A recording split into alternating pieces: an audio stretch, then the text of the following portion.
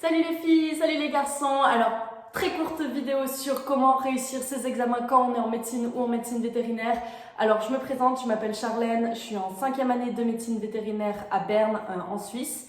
Et puis, donc moi, première année, deuxième année, troisième année, ça me paraît très très loin.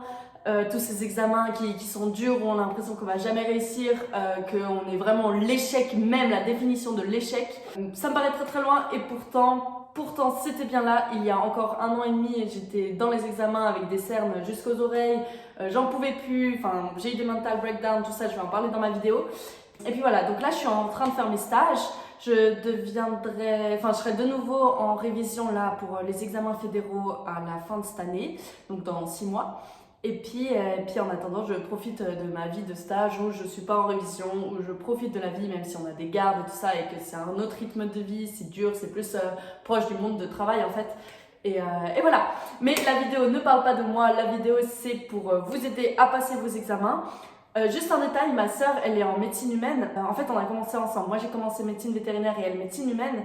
Et en fait on a monté, si vous voulez, les échelons des études ensemble, on a passé chaque année ensemble depuis la première année, donc depuis le stress à 300% jusqu'à maintenant en fait.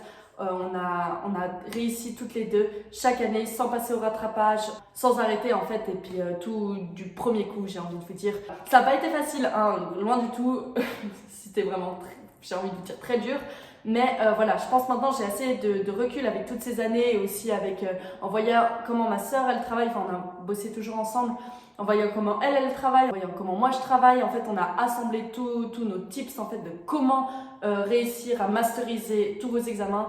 Et puis voilà, je vais vous partager les petits tips. Juste un détail, médecine vétérinaire, médecine humaine, c'est à peu près la même méthode de travail qu'on a utilisée avec ma sœur. Après, médecine vétérinaire, donc ça c'est un débat qui va... C'est le débat de l'éternité, mais je trouve personnellement que médecine vétérinaire c'est plus dur que médecine humaine, dans le sens où anatomiquement on a beaucoup plus de choses à apprendre, chaque espèce est différente, on a des exceptions tout le temps. En fait la médecine vétérinaire est constituée d'exceptions H24. Ce ne sont même plus des exceptions, il faut juste partir du principe que chaque animal a une anatomie différente, a une physiologie différente, a des mécanismes différents, ce qui fait qu'on ne peut pas en fait se baser sur une seule espèce pour ces examens. On ne peut pas donner les mêmes médicaments par la même voie d'administration à chaque animal, la même dose, blablabla. Je ne vais pas rentrer dans les détails, mais à cause de tout ça, c'est vrai qu'en médecine vétérinaire, on est toujours obligé de s'adapter de façon permanente à une nouvelle espèce, à de nouveaux animaux, de nouveaux patients si vous voulez. Et ça c'est ce que je trouve dur par rapport à la médecine humaine. Après, les examens, c'est la même chose, c'est le même stress, la même quantité de travail, nous un poil plus, mais bref, c'est la même quantité de travail, tout ça, c'est la même chose. Ok, mes petits tips maintenant. First one, motivation. La motivation, c'est ce qui va vous sauver en fait. Vous devez être accompagné de bonnes personnes qui vous motivent. Moi personnellement, c'était ma sœur. On travaillait tout le temps ensemble. On travaillait l'une en face de l'autre. On faisait nos pauses ensemble. On dansait. On pétait des câbles ensemble. Vous, que ce soit un frère ou une sœur ou n'importe, des potes. Les potes, c'est hyper important. Que ce soit, je sais pas, même votre cousin ou votre maman qui vient et qui vous motive, qui vous fait réviser de temps en temps, même que ce soit 1 heure par jour, c'est hyper important d'être bien entouré de gens qui vous motivent et qui vous foutent la patate. Ensuite, la musique, ça aide aussi. Donc personnellement, on écoutait la musique toujours du matin au soir, enfin pas pendant qu'on révisait, hein, ou même moi, des fois pendant que je révisais, même des fois quand j'arrivais vraiment plus. Mais ouais, on se brossait les dents, il y avait la musique à fond, on allait se doucher, il y avait la musique à fond tout le temps, comme ça on était dans le rythme et ça partait du tac au tac. Les pauses, hyper importantes. Qu'elles soient pas longues mais efficaces. Donc les pauses, si vous voulez, ça peut être on s'arrête, on va manger un bout de chocolat. Ça c'est la pause de base. Après il y a les pauses un petit peu plus efficaces entre guillemets, c'est les pauses où on pète un câble. C'est les pauses où on va danser, les pauses où on va faire du gainage des abdos, où on va en fait s'exploser pour justement que notre cerveau se vide et qu'on se focalise plus sur notre corps à nous. Donc allez courir, allez faire du ski de rando si vous êtes à côté d'une montagne pendant 1 demi-heure même. Allez juste péter un câble, lâchez tout, allez promener votre chien, faites ce que vous voulez avec la musique ou sans la musique, selon comment, même faites de la méditation si c'est ça qui vous aide. Mais les pauses, c'est pas forcément juste Ok, maintenant j'en peux plus. Allez, je prends mon attel, je vais sur un réseau social. Non, ça c'est pas ça une pause. Les réseaux sociaux, c'est la hantise des révisions.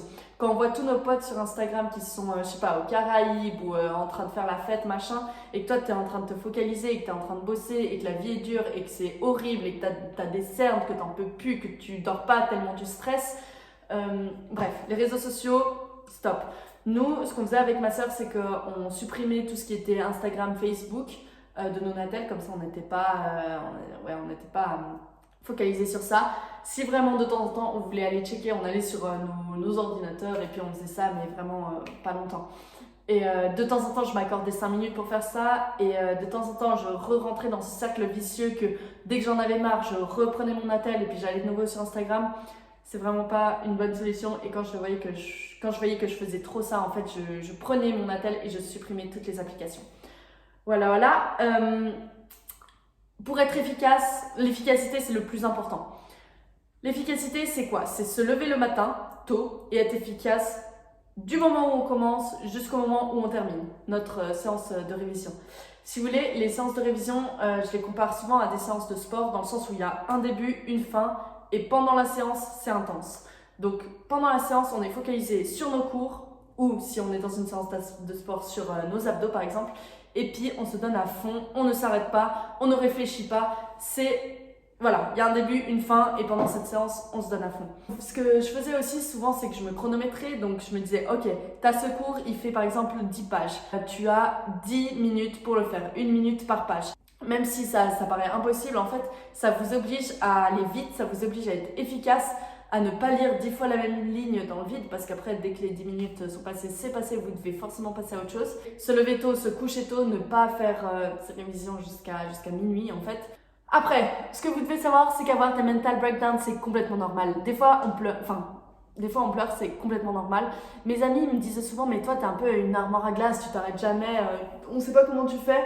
Non, pas du tout, je suis pas du tout une armoire à glace, je suis un être humain comme vous, j'avais un cœur, même s'il paraissait un cœur de pierre de l'extérieur, en fait, non, c'était genre un mollusque, en fait, c'est débile ce que je dis. Mais, ouais, ça m'arrivait souvent de pleurer, ça m'arrivait souvent d'avoir des mental breakdowns, de me dire ok, cette fois j'en peux plus, cette fois je vais arrêter, cette fois ça va pas passer.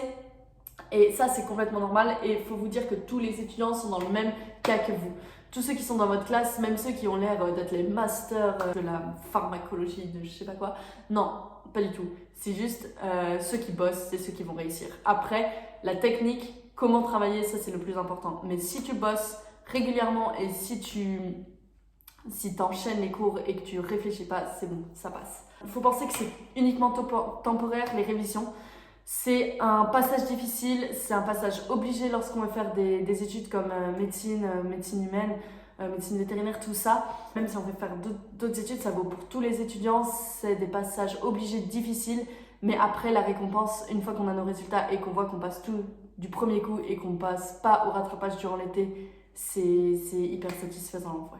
Donc voilà, les mots-clés, efficacité, pas de réseaux sociaux, bien dormir, faire des pauses, faire du sport, avoir confiance en soi, croire en soi, qu'on va réussir, qu'on est les meilleurs, qu'on va masteriser l'examen, peu importe, même si on a des mental breakdowns, on est les meilleurs. Voilà, j'espère que cette vidéo vous a aidé. Vous pouvez me demander en commentaire si vous avez des questions ou si vous avez vos propres petits tips, vous pouvez aussi les laisser. À bientôt!